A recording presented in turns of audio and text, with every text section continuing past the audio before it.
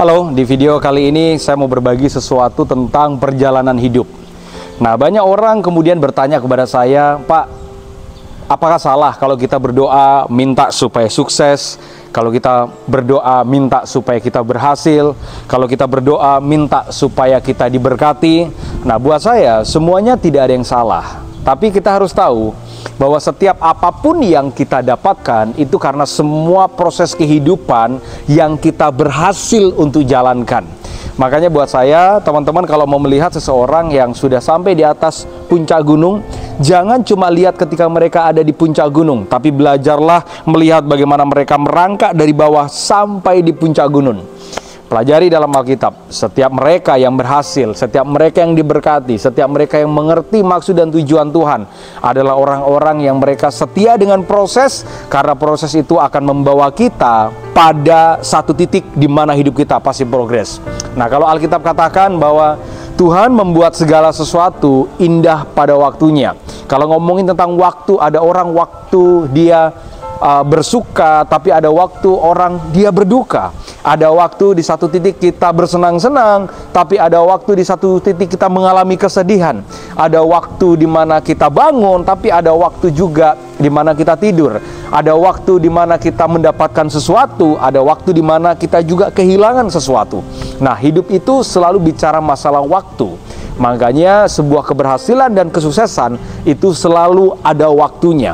Jangan cuma lihat hasilnya, tapi kita tidak mau dengan waktu perjalanannya. Makanya saya dorong siapapun, mungkin hari ini beberapa teman-teman sedang mengalami kegagalan, beberapa teman-teman sedang mengalami kejatuhan.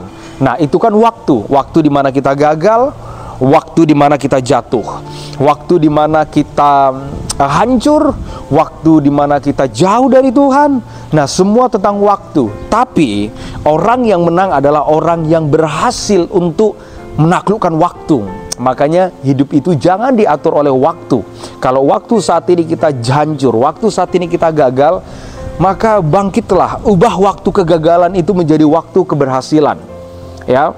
Makanya kalau saya bicara masalah waktu, bukan bicara masalah waktu dari jam 1 sampai jam 12 siang, bukan, atau jam 1 siang sampai jam 12 malam. Tapi saya bicara masalah waktu dan kondisi, waktu dan keadaan.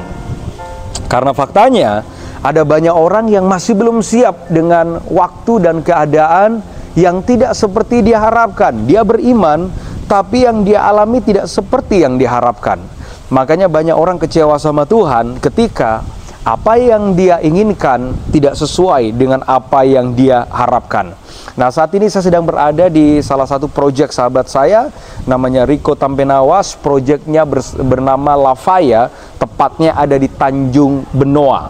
Kalau teman-teman lihat, Lavaya ini dulu masih kosong, belum ada bangunan, belum ada kolam renang, belum ada taman, belum ada landscape yang bagus. Nah, tapi ketika waktu berjalan mereka bangun, dan waktu yang membuktikan dari tanah yang kosong menjadi sebuah bangunan yang megah, menjadi sebuah bangunan yang mahal. Nah, karena waktu. Karena itu saya dorong siapapun Anda untuk Anda bisa tidak hanya menghargai waktu, tapi waktu apapun yang sedang Anda alami, mari percayalah bahwa waktu itu tidak akan pernah sama. Waktu hari ini mungkin Anda sedang menangis, tapi mungkin waktu ke depan Anda akan tertawa.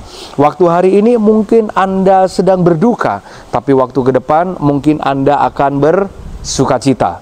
Makanya hidup itu selalu bicara masalah waktu. Jangan mau kita dikendalikan oleh waktu yang bisa menghancurkan, tapi mari ubah waktu yang tidak baik menjadi waktu yang baik. Dan ingat satu hal, Tuhan kita adalah Tuhan yang membuat segala sesuatu indah pada waktunya. Buat saya, kegagalan itu adalah bukan waktu kehancuran, tapi kegagalan adalah waktu pembelajaran. Mari dekat dengan Tuhan. Dan pesan saya sederhana, bahwa kalau Tuhan membuat segala sesuatu indah pada waktunya, percaya ada waktu yang terbaik, waktu yang diberkati, waktu yang akan diangkat. Saya punya seorang sahabat di Semarang.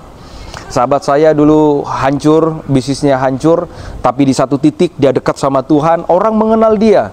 5 tahun yang lalu, waktu di mana dia hancur, waktu di mana dia jauh daripada Tuhan, waktu di mana dia kehilangan jati diri, waktu di mana dia kehilangan masa depan. Tapi 5 tahun berikutnya ketika dia tata hidupnya dekat dengan Tuhan, kuncinya adalah tata hidupmu dekat dengan Tuhan, maka orang tidak lagi mengenal waktu dia hancur, tapi orang mengenal waktu sekarang di mana dia diberkati Tuhan. Makanya mari berjalanlah dengan waktu yang benar-benar tahu bahwa waktu itu tidak cuma sampai di situ, waktu itu masih ada yang di sana. Tidak hanya waktu tentang masa lalu, masih ada masa sekarang dan masa depan. Dan ingat bahwa apa yang ada di masa depan tergantung keputusan kita hari ini, bukan tergantung masa lalu kita. Hidup tidak ditentukan oleh masa lalu, tapi hidup ditentukan oleh masa sekarang, keputusan yang sekarang untuk saudara menata apa yang ada di depan. God bless you, Tuhan berkati.